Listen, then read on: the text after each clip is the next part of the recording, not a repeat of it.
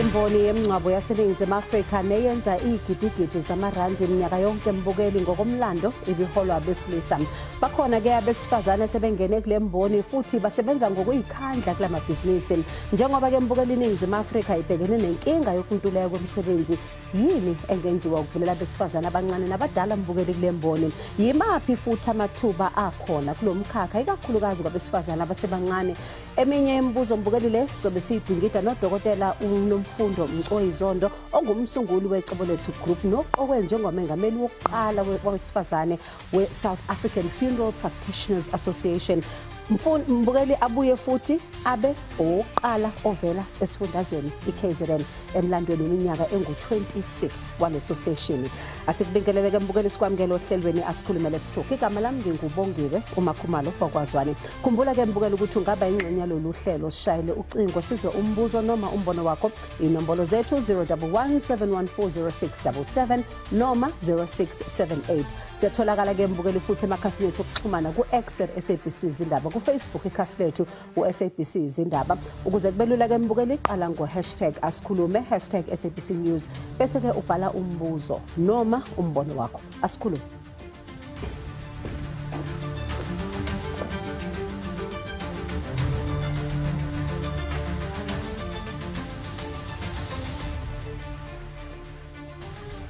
Mbukeli noma abesifazane sebebonakala besungula amabhizinisi ezokungcwaba nemishwalense yakhona, iningi lithi akulula. Bheka nje basakhala ngokucwaswa ngobulili, ukungatholi uxhaso mali nokunye nje mbukeli. Intatheli yohlelo uNombuso Mahlangu usiqophele lo mbiko ngabesifazane ababili abakule mboni. Ake sizwe ukuthi bathini. Sikulethela mavulandlela kulomkhakha wokungcwaba. uBuselethu Buthelezi nowasungula inkampani iPNK Funerals and Tombstones eSoweto eDobsonville uthi leli yifa azolishiyela izingane zakhe ukuthi ziqhubeke nalo. PNK Funerals, it's Buselethu and kids, because abantwana bami uKatleho noKarabo. Ukuthi ngiqale iPNK ngisebenza ku-Undertaker A, and then bathi uNkulunkulu phambi kwabantu benhliziyo ezidabukileyo, so nami ngumuntu onozwelo kakhulu. uButhelezi ukholelwa ukuthi ubizo lwakhe ukusebenzela imindeni ngezikhathi ezinzima kakhulu, kanti uthi njengabesifazane abaningi kulomkhakha lokho akulula kakhulu. Sihlangabezana nomphakathi awukasihloniphi singabomama. Unokuthi sometimes ushawe isikhathi mhlambe ube 5 minutes late, bathi mesimangele umuntu wesimame, kanti uma umuntu wesimame nawe amaphutha ayaba khona. Ufike futhi mawufika uthole abomama abanye abangekho kule industry banga-understand, like bayas-undermine. uGladys Mtawungo ungumqondisi webhizinisi lemingcwabo abuye abe ngusihlalo we-Women's Funeral Practitioners Association, inhlangano ekhulayo elwela ukuvulela besifazane abakulomkhakha eminyanga ezweni lonke. Usitshele ngezingqinamba ababhekene nazo. There were some of us couldn't have who didn't have cars, and we could those who have cars will always jump in and assist kuleyo ndawo. And then kunala abanye abanganane into yokudlala emathuneni, like grave setting. We always jump in and help each other ukuthi sifihlane lihlazo. Umdidiyelo wohlelo uNombuso Mahlangu ubesebuza abantu ukuthi bazizwa kanjani ngokungena kwabesifazane kubuholi kulomkhakha obukade uholwa abamhlophe nabesilisa kakhulu ngaphambilini. If I had to choose a funeral parlor, I'd choose a owner wesifazane ngoba like they know how to plan better. So they have the mindset, a proper mindset, a proper planning and a perfect timing. Ningathanda kuba umuntu wesimama wena mama. Obviously phela mothina singcwaba abantu besilisa. Why do you think le industry iona abantu besilisa kakhulu? Ngoba ngithi sijwayele kanjalo thina ukuthi yithi yibo labo abasingcwabayo. Uyabona umama aphethe iharaphu emngcwabeni ngoro kanjani. Njengoba sihlonipha inyanga abesifazane, lolu hlelo luphakamisa abesifazane abasebenza ngokuzikhandla kulomkhakha wemingcwabo abavame ukungabonakali bebuyisela isithunzi emndenini esosizini. Bakha amabhizinisi beshintsha izinkolelo ngamakhono abesifazane njalo. Asikhulume, let's talk. Mbukela samukele isihambeli sethu uDokotela Nomfundo Mcweyizondo ongumsunguli weCobolethu Group noqokwe njengomongameli wokuqala wesifazane weSouth African Funeral Practitioners Association. Mbukela abuye futhi abe wokuqala ovela esifundazweni KZN emlandweni weminyaka engu-26 kwale association. Asamukele sikwamukele ohlelweni asikhulume. Let's talk. Congratulations. How does it feel? Oh, I'm so grateful. I'm so grateful for the opportunity.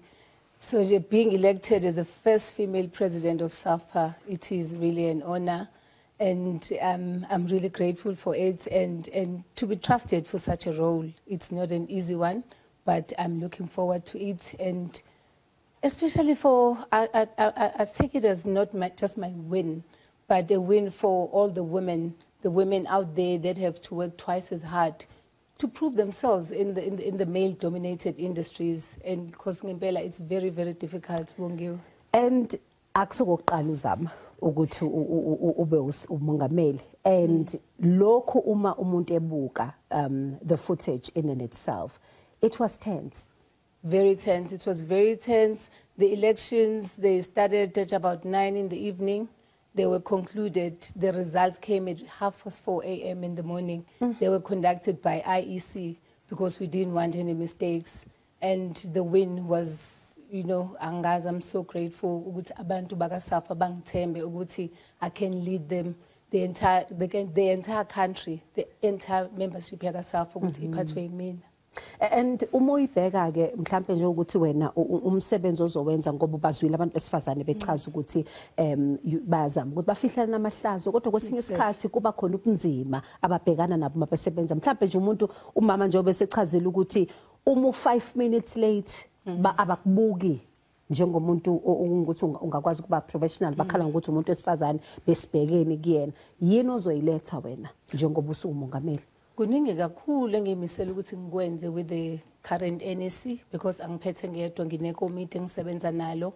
In the first 100 days nje kokuqala sesiqale nje saya e-United States where siyingxenye association wakhona, because we know ukuthi abanye abantu bashona phesheya babuye bezela. Sifunde okuningi khona, sifunde okuningi esizobuya sizokwenza la eSouth Africa. And on top of that, we are visiting wonke ama provinces ukuze wonke lama provinces sithole ukuthi what do they look like, what do they need, so that sizobuya sakhe a strategy that esizoguide uSAFPA for the next 5 years ekuyisona esizohamba ngaso sikwazi ukuthi sibuyisele kubantu, because asikwazi ukuthi sakhe strategy singazi abantu bafunani. We need to respond to their needs. And on top of that, there's a lot of training we need to do. There's a lot we need to introduce a women's desk, definitely, because njengamanje abantu besifazane bakhona kaSAFPA but abekho kuma structures nabo babe nento ebhekene nabo a women's ngithi uyazi amanye ama organization aba no women's league. Definitely we need to introduce that ku SAFPA. We need a youth desk to deal with youth, because there are opportunities for youth as well, because siyayibona youth iyangena enhlanganweni iyanda youth. Kuningi esifisa ukuthi sik-introduce ikakhulukazi ke to professionalize the industry through ukwakha into esoyibiza njenge Business Development Committee. That committee elizokwazi ukuthi libhekelelane nokuthi licijise abangcwabi ngokuthi in terms of compliance kakhulu. We are in the financial services sector, and the sector sikuyona irregulated kakhulu. Abaningi bethu abanye abacomply ukuze sibasize ukuthi bacomply in that desk. Nokunye ke okuningi so introduce. Kukhona futhi mhlambe uthola ukuthi sibukele umuntu omusha namhlanje uyayibuza ukuthi kodwa ukungcwaba manje into elula manje ukuthi nje ubeka ibusiness la ungcwaba abantu ufaka abantu emgodini uyadlula, kodwa akazi ukuthi kukhona okuningi namathuba omsebenzi nokufunda amaningi la. There are a lot of careers around industry yokungcwaba maningi ngendlela esimanga. Ama-sitters nje ayawa-offerisha lawo ma-careers, lawo ma-qualifications. Mubuka ama-sitter kuyiwona esebenzisana nawo kakhulu, services sitter, uthitha, i-bank sitter, in-sitter owama-banks, wonke la no-MICT sitter, all those sitters sisebenza nawo kakhulu. Siyazi sakha amabhokisi lapho futhi, that's a career on its own. Kuningi senza mobheka nje sithi financial services sinephathi la ukuthi senze finance. All careers around finance, accountants, bookkeepers, those are needed.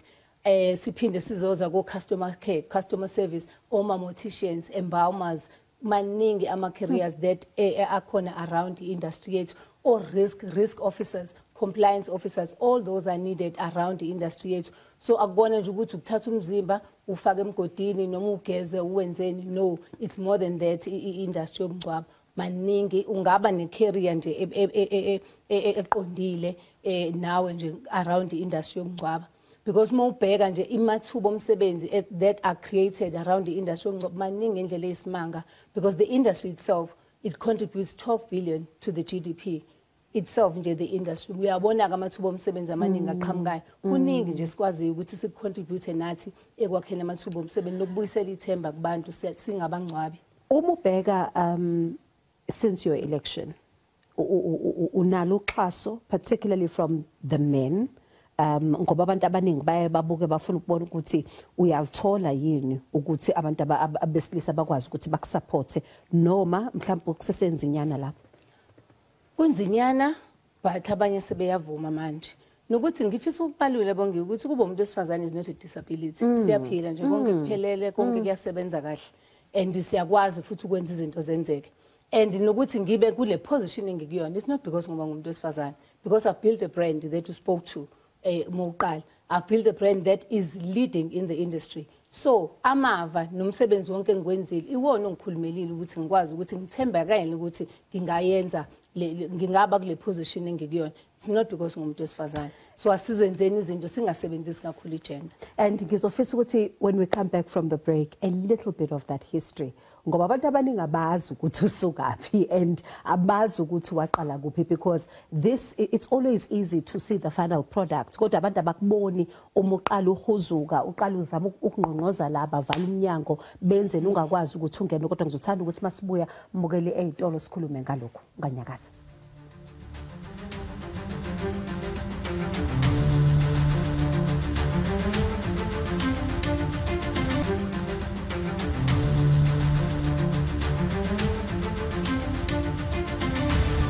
Ngeli namuhla sikuba inyanga yabesifazane sakhuluma noDokotela uNomfundo Mchoi ongumsunguli we-Icebo Lethu Group noqokwe njengomengameli wokuqala wesifazane we-South African Funeral Practitioners Association. Ngizocela ukuthi sithi nje ukuhlehla kancane ngoba as you were saying kunabantu abake bathi bakubuke bathi hayi uthola amathuba ngomuntu wesifazane ungena njengamanje nje uma afika izolo, abazi abantu ukuthi ubuyaphi. Abazi ukuthi ngibuya kuphi. The business I'm running ngaliqala ngo-2009 up to today, 15 years later, it's grown nationally, even internationally as well, just because I've been investing back to it and making sure ukuthi ngiyakhula nalo. But ke kungisize kakhulu kuba kuSAFA, because it's an association ekhona throughout the country eSouth Africa. La uhlala khona nodadewenu nobhuti bakho abanye nibukisane nifunde kuningi nje ngikufundile to be in an association. I would encourage futhi ngempela ukuthi if umncwabi uyaqala lapha ngaphandle ungabi wedwa, join association, uhlangane nabanye ufunde ukhule, ngoba ngeke ufunde uhleli wedwa uzokwenza amaphutha uwedwa, kanti muhlangene nabanye niyakwazi ukuthi nibonisane nenze izinto kangcono and uthole namanye amathuba, because ukuba in an organization efana nalena siyakwazi ukuthenga izinto ndawonye. Bulk buying is very critical, is very important, and it helps as well because you get discounts. Sikwazi ukunegotiate, the power ibankulu uma sihlangene. Siyakwazi ukuthi sikhulume even noma khona into esifunayo kuhulumeni noma ngabe ikuphi la sifuna khona, uma sisho sihlangene izwakala kangcono than uzoyisho uwedwa uhlele khoneni. So nje don't be alone, be in an association if umncwabi. Umubheka mhlambe isikhathi sihamba abantu emakhaya bayake mhlambe ba understand ukuthi nanga umuntu wesifazane uzosiphathela umncwabo. Yebo siyazi ukuthi mhlambe ukhona sebekhona kulomkhakha, kodwa hayi thina ngathi mhlambe amasiko asikakayi understand kahle, in particular when it comes to amasiko. Amasiko nje anjalo. For example, I started working in KZN, amasiko ayaziswa kakhulu, yazi kaZulu. Umuntu wesifazane nje akasondele eduze kwebhokisi. Khumbula nje ngade ngitshala isilo, ngangakwazi ngisho ukusondela ngize ngibone lutho, kwakwabantu besilisa kuphela basondelayo. Kunjalo nje isiko lisakhona, isakhona le nto ukuthi umuntu wesifazane akasondeli eduze kwesidumbu. but ke indawo ayifani ngibone nala koGoli begqoke ngisho amabhuluku emngcwabeni abanye benzeni kwezinye indawo akwenziwa kanjalo isiko nje lisahamba phambili ukuthi ke sabangcwabi izona zonke into esikhulumayo uma sihlangene sifundisane ngazo ukuze senze into eyodwa ephilile ezokwamukeleka emphakathini yonke. And yabona njengoba futhi ukhuluma ngendaba yeassociation ingamsiza umuntu mhlambe oyedwa khoneni akwazi ukuthi ayiformalize ibusiness yakhe ngoba uma ibusiness lakho lingekho formalized nakhona futhi kuyahlupha ngoba alikwazi ukukhula kakhulu especially nje mawufika la kuSAFA njengoba ngisho mina ngikhulela kuSAFA 15 years ago. I've never been in any other association. I-growth yami yonke in business I owe it to SAFA because ziningi izinto engiyifundile ngifunda kwabanye kade bekhona before me. So ukwazi you need to be in an association to be mentored. Nje bade ngikhuluma nge-business development committee that we will business development desk that we're going to introduce as uSAFA. Ila so besimentorisha khona abanye abamabhizinisi abasafufusa abangakabi ne-compliance kahle sibafukula nabo ukuthi kusasa ababe ngcono baphelele because baningi abangekho abasa-strugglisha ku-compliance that needs assistance. Manje mhlawumbe umuntu bayithi uxhaso mali futhi kuba khona la kuba khona kuba neyinqinamba khona kuyasiza nokuthi mhlawumbe ube khona ku-association. Definitely because we do a lot of financial training. We do a lot of that because baningi abanye uthola ukuthi selukhona uxhaso kodwa i-compliance yabashayi. So bonke labo siyakwazi ukuthi sibacasulise baze nabo bakwazi ukuthi ba-comply bakwazi ukuthola mhlambe maybe applyela mhlambe loan or something. Kodwa ke nje ngifuna ukubalula bonke uhulumeni akasivulele nathi. Akasivulele nathi si-industry. Mawubuka amanye ama-industries uma kukhona izinto ezenzeka khona for example nje ko-agriculture mekhona u-foot and mouth kuzifa iy'nkomo bayathola noxhaso bathola ukusizakala thina sabangcwabi we don't get any assistance from government siyayidinga leyo assistance kufike nje load shedding kwafuneka ama-generator no one had an idea ukuthi uzobe dinga i-generator abanye bancane they needed assistance kwafika i-covid yasishaya phansi i-covid kwafuneka o-PPE kwafunekani abanye struggle bavala abanye namanje basa-recover. That is such a problem.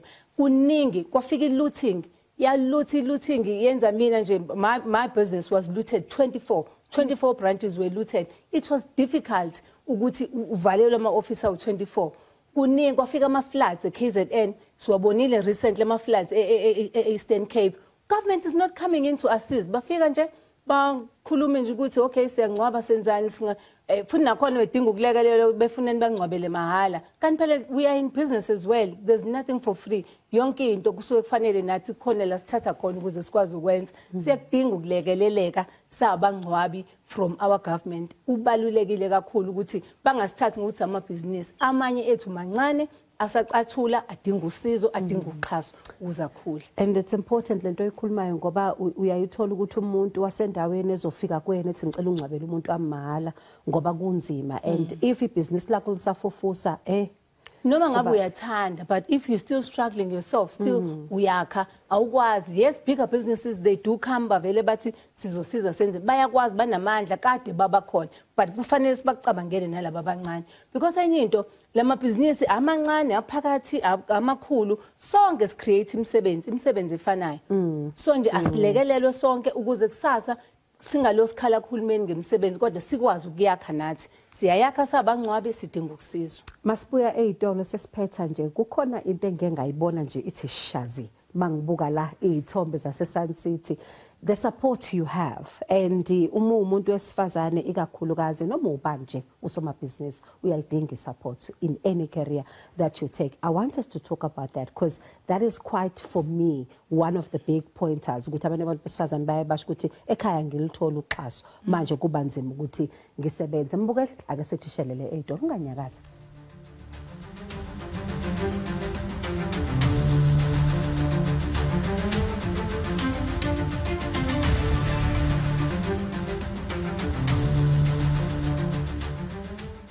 Mbukeli sesiphetha nje ake sizwe ukuthi sihambele sethu sithini. You were talking about into ebaluleke kakhulu uhulumeni. Ngiyazibuza nje ukuthi ngesikhathi seCovid bake ngoba bekunemithetho eminingi bake bahlala nani phansi mhlawumbe banichazela. Ayive ibhlungu leyo nto bongiwe ukuthi imithetho iyakhiwa but we are not included as industry experts. Mawubuka ngeCovid ziningi amanye amaphutha enzeka ayingeke enzeke mhlambe ukuba sasiyipart of ama regulations when they were being created. Uyabona ayifani into umuntu ongakaza ambone ngisho umuntu oshonile. Nomuntu okwazi ukuthi is part of umsebenzi wakhe lo. Sibize sichazele nathi sibe ne-input ukuze izinto zenzeke kahle. So maningi nje amaphutha enzekayo ngokuthi we are not involved when these regulations are being created. We urge government ukuthi yes siyacela ukuthi noma ngabe Home Affairs decide on BI noma ngabe yipi process noma ngabe yipi policy that they're going to make, bring us as industry experts. I love what the SETAs are doing. The SETAs, whenever they're creating any learning material, they bring us in as industry experts because they know ukuthi bona they are going to create this, but badinga nabantu okuyibona bayihamba indlela ukuze izinto zenzeke ngendlela. Ama-tertiary institutions wona ayan involved? Angithi ama-SETA akaphethe ama-tertiary institutions, yes they do through SETAs. And I think that will also help mhlambe futhi umuntu omusha or who is actually in an institution now and is probably looking at an opportunity and thinking, what can I do? Ngoba, I think we don't even talk about it as much. It's very important ukuthi asi-professionalize the-industry yethu. Ngixoxe ngohambo lethu lase-US. E-US awuvuka ube umncwabi. Uyafunda uye in a mortuary science school. Uyofunda ukuba i-mortician. Ufunde everything. Do you know ukuthi khona ngisho abantu abakwenza i-makeup for abantu abangasekho. Zonke lezo i-industry yokungcwaba iyahlonishwa in the US, in other countries iyahlonishwa ngobani egcineni usuku udinga ukulungiswa yithini ukuze uhambe ubukeka. Remember they always have open caskets as well. So it's critical ukuthi nathi asi-professionalize industry yethu, abantu bafunde, batrain, babe ne-certificate salento esiyenzayo ukuze ihlonipheke, ibuye ibe nesithunzi. Kungavuki nje kusasa wonke umuntu wenza noma yini, ibe nesithunzi, senze izinto ngendlela because sisuke siphethe abantu la abahlonishwayo bephila, fanele bahlonipheke noma sebehamba. Manje ke to another point. Ngoba kwesinye isikhathi uyayimuza umuntu wesifazane ethi ngiyafisa ukwenza ukuthize, ngiyafisa ukuqala ibhizinisi kodwa i-support anginayo ekhaya, anginayo i-support ngapha nangapha. Ngike ngathi sishaze nje ngabona lapho babekhuleka ekhuleka. My prayer warrior, my husband, he prays.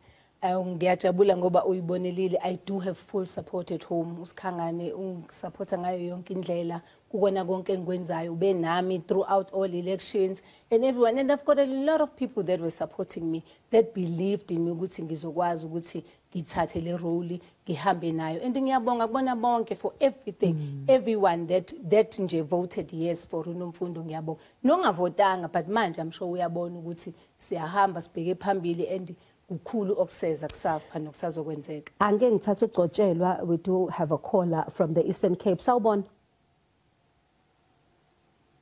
Gcotshelwa, sawubona? Hayi ngathi usebalekile, ngathi usebalekile. Oh sanibona ma ungaqhubeka.